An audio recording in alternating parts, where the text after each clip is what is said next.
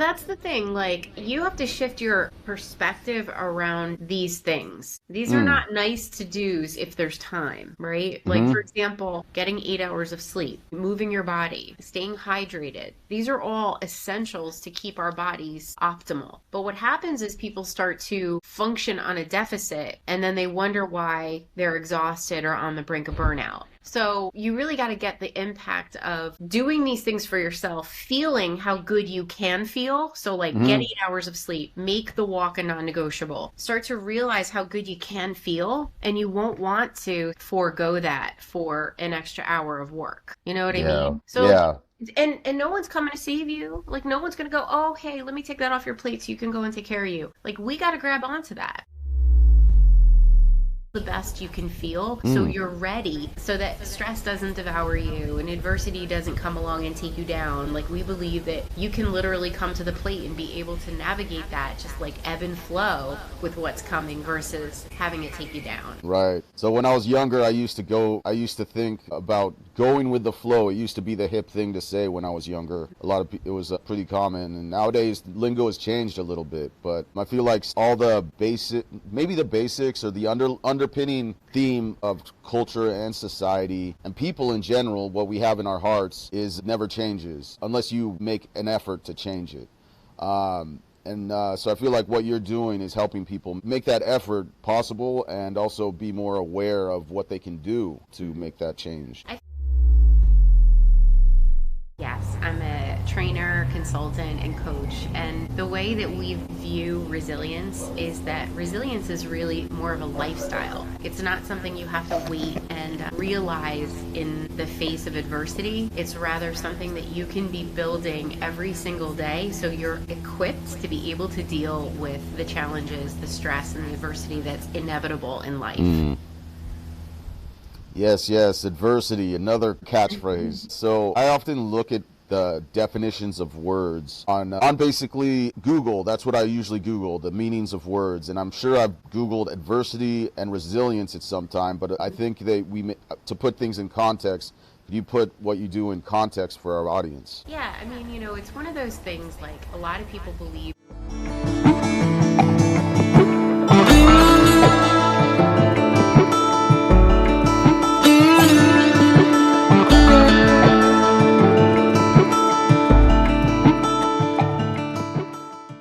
Well, that was amazing how Michelle brought home a few little tips that you could use in your life to make it better.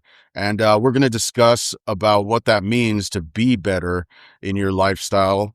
If you work from home or you work in an office, or like Michelle helps people who work in as first responders, they can really use her message of resilience. So what do you guys think about resilience? Like, Judy, you were an actress. There must be some stresses involved. Like, hmm what uh what's going on with that? How do you feel about resilience? Well, I feel it's important to make time for your exercise routine, come up with a routine, take certain classes on certain days at certain times. Try to work your schedule around it if you can. Of course, it's not always possible with any job. There's always exceptions where you might have to work at that time when a class is happening, but then you be flexible, find another class to take at your gym or go do your own workout.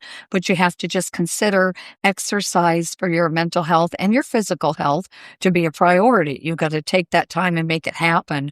One thing she said really resonated with me, that nobody is going to say to you, take an hour off, leave an hour early so you can go get your workout in. No one's going to say that to you. You have to take charge and say, okay, this day I'm walking, this day I'm taking Zumba, this day I'm lifting weights. You have to really set aside that time Yeah. and make it a priority every day. Yeah, there's a lot of priorities in life, and I know that Nathan has a lot to say about like the people who operate a little differently. One thing I heard from a company that was during a presentation they made, that they were talking to their HR department, was that they're about I think it was about 8% of the the amount of people that work in some of these corporations. This one in particular, won't name the name. I think it was kind of a private event, but it was a big corporation that works in tech. About 8% are neurodivergent. So they have maybe what's neurodivergence and how does that apply to Michelle's message, Nathan? Yeah, I mean, neurodiversity is pretty much any psychological variation one might have that makes them sort of process things differently, socially and cognitively. And what Michelle's saying is really important because a lot of times the struggle that neurodiverse people face, and everyone in general, this isn't just neurodiverse people, is getting dysregulated. Stress builds up, and if we're not taking care of our bodies and eating well and moving, then it becomes easier for us to get dysregulated. So a lot of times exercise and movement and stretching can kind of move the stress out and can kind of build our general strength. And one thing that caught my eye about what Michelle said was she was kind of talking a lot about radical self-responsibility. And this is something that, she's a mental health coach. I think this is really she's talking a lot about the psychological aspect of it, where it all starts up here. And it's very easy for the mind to make excuses about things, and to find reasons to kind of cut corners or say, I'll work out tomorrow. I feel tired today.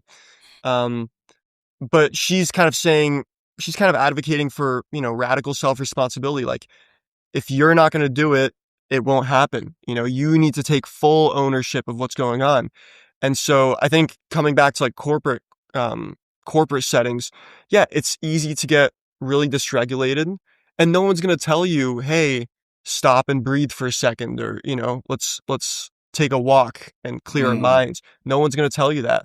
So from that neurodiversity perspective, yeah, all neurodivergents need to take self-responsibility and be responsible for their own self-regulation. And that applies to non-neurodivergent people as well. Right. Yeah. And there was another episode of the podcast with Kyle Duford, and he talked about how in his work, he actually gives people the time to, they has a mental health program basically where people get time off just for any, like you said, like Michelle was saying, any take that time off that you need. Nobody's going to do it for you. But that's the other point. Even though he had this available to him, to his employees, they had to be the ones to actually take that time and make the initiative, know when they're dysregulated, and actually take that time off work and do with the other programs like the therapies that are available. Because sometimes people don't want to do it because maybe they feel it's going to harm their image at work, or their work will be will kind of go down because of that, because people think they're kind of like mentally not all there when they did the work. And that has to do with stigma. So stigma is something that is very important to me as a person, because I started with mental health issues and I was in denial. That's one of the stages of mental health.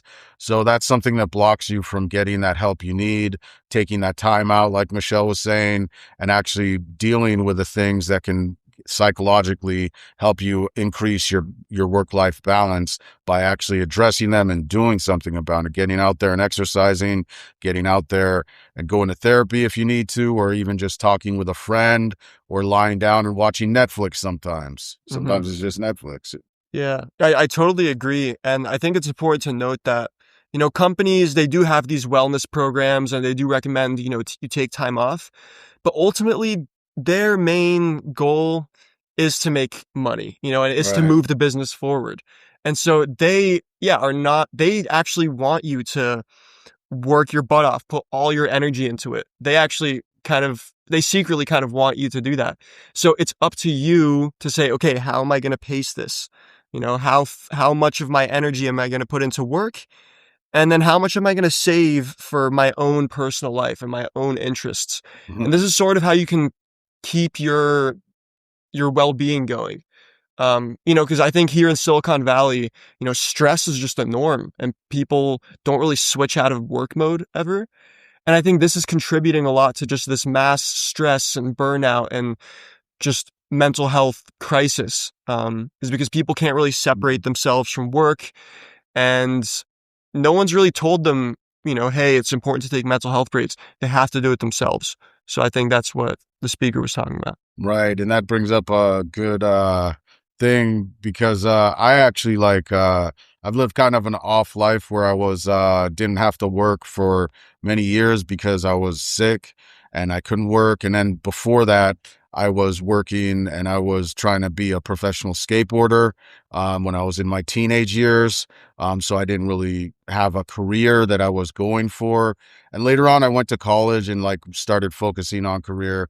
But like for someone like me, it's hard for me to see that I can't take that time out to do the things I want to do to help regulate my psychological state, keep me going. And there are negatives, like I have vices, but for the most part, I'm able to take time off whenever I need to. So I was wondering what Judy's life has been like, because I assume actresses kind of have that same, they're kind of on and off again for work and have a Right. lot of time to, It's very unpredictable, but I just try to get in as many of my workout classes as I can.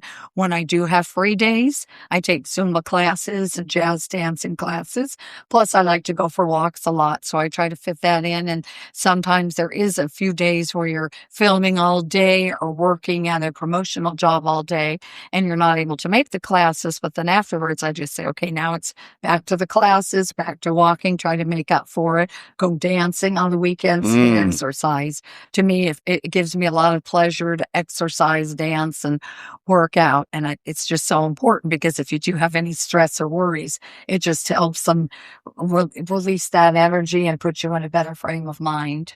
Yeah, and that's important. Being in a good frame of mind is something that is highly valued in almost every culture that is Western, I would say, because you can just do your best work.